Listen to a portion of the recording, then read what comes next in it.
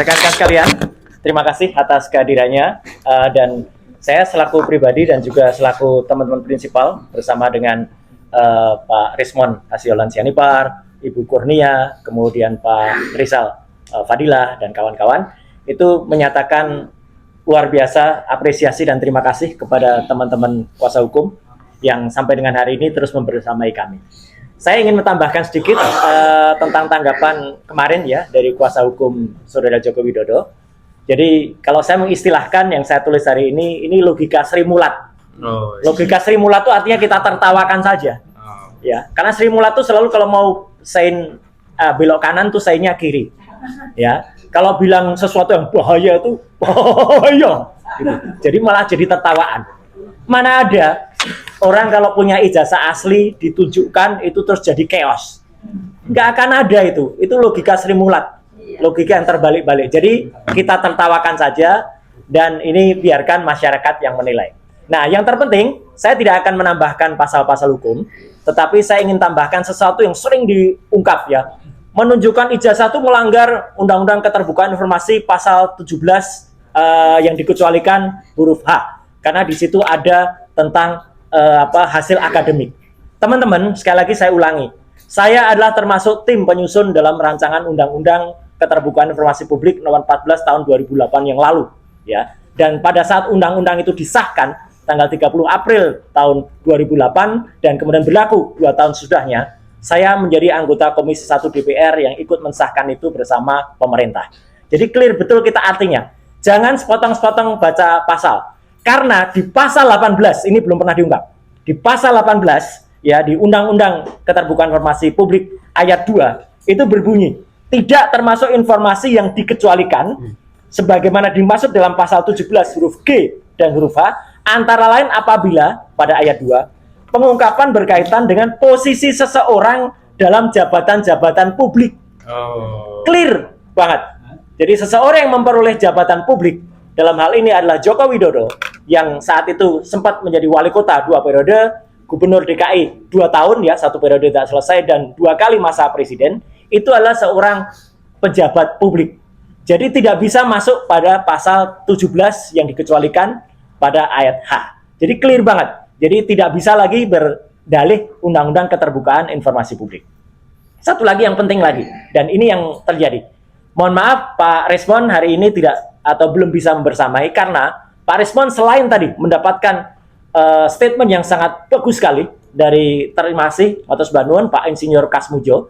Pak Kasmujo sendiri dalam keterbatasannya, kemarin waktunya sangat singkat ya, videonya sudah banyak beredar, mengatakan selain dia itu atau beliau itu bukan dosen pembimbing skripsi dan bukan dosen pembimbing akademik, beliau itu usianya kalau untuk membimbing itu harus yang di atas 50 tahun. Dan beliau mengatakan waktu itu masih asdos, masih asisten dosen. Gelarnya juga masih Bachelor Science atau BSc.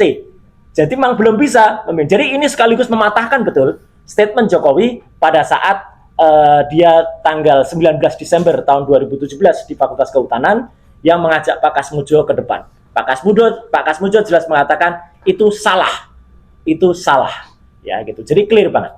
Kemudian yang kedua, temuan menarik lainnya adalah Jokowi kemarin juga beberapa yang lalu ketika diwawancara wartawan di Solo juga mengatakan KKN-nya adalah pada tahun 1985 awal. Padahal sudah terjadi, maaf ini, mungkin pengkodisian di desa KKN-nya, yaitu di Segoro ya, Wonosegoro yang ada di Boyolali, bahwa waktu itu dikatakan tahun 83. Jadi orang tuh disetting ngomong 83. Semuanya di sana. Termasuk Ibu Lurah di situ. Padahal itu hanya katanya. Jadi Ibu Lurah tuh katanya dulu ada petugas fotokopi ngantar orang pakai kacamata, naik Vespa, ambil gitar. Mana ada orang mau mengantarkan sejauh puluhan kilometer dari Boyolali ke Solo atau ke Jogja, kita nggak tahu, ngambil gitar dan hanya diingat kacamata. Padahal kan kita tahu siapa yang pakai kacamata itu banyak sekali. Dan pada rekaman itu banyak beredar. Selalu beliau menyebut yang KKN di sini adalah Satya Wacana dan UNS. Tidak pernah tersebut kata-kata UGM. Ya, jadi perhatikan kalau ada kayak gitu. Dan ini sudah terjadi hoax yang berlebihan di ternak-ternak Mulyono yang mengatakan respon malu dipermalukan desa ternyata enggak. Jelas betul bahwa itu tidak membuktikan apa-apa. Temuan paling terbaru kemarin, hari ini pagi tadi, tim sampai ke redaksi KR dan kedaulatan rakyat dan sampai ke perpustakaan daerah DI.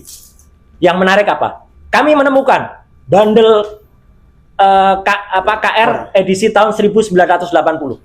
Tapi yang jahat, tim tidak menemukan edisi koran bulan Juni, Juli, Agustus khusus itu. Dikatakan ini gimana? Diambil Pak kemarin sama Bareskrim. Itu pernyataan staf perpustakaan daerah. Ya, ada YouTube-nya, ada beredar. Jadi tahun 80, Januari, Februari, Maret, April, Mei ada. Tapi begitu Juni, Juli, Agustus 4 atau 3 bulan itu diambil. Kalau memang itu barang bukti kejahatan, boleh diambil. Itu kan bukan barang bukti kejahatan. Tapi tim tidak kekurangan akal.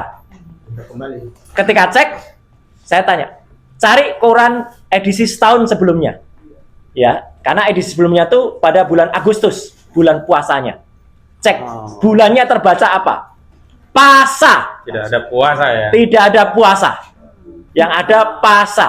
Dan cari cek kedaulatan rakyat edisi sekarang. Semua terbaca pasa. Mesinnya kan sama ya. Jadi kalau misalnya nanti, karena ada yang berusaha diedarkan, itu puasa, maka kami akan mempertanyakan. Karena kalau itu hanya digital, kami tidak akan terima. Kami harus terima bukti analognya. Dan kemana bundel koran milik perpustakaan daerah DIY, yang itu hak rakyat, kok dibawa oleh petugas? Ya, ini jahat sekali. Ya, jahat sekali. Saya kira itu dulu, ya, karena akan ada rencana pertemuan besok sama lusa untuk seorang misteri guest yang sangat bagus oleh tim di daerah DIY, yang itu nanti akan saya kejutan lagi lah nanti. Kejutan lagi. Saya sengaja ada standby di Jakarta karena kami selalu TikTok, kami selalu kontak dan kami selalu update. Terima kasih sekali lagi kehadirannya rekan-rekan sekalian dan semoga ini membantu penyemangat kita untuk tim advokasi baik litigasi maupun non litigasi. Terima kasih. Wassalamualaikum warahmatullahi wabarakatuh.